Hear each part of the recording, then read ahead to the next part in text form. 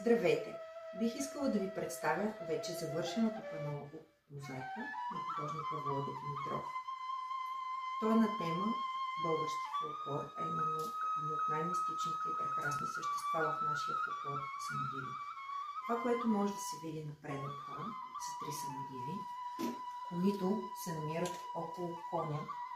Първата самодива успокоява коня, втората сплита гривата му, а третата сплита опашката на коня.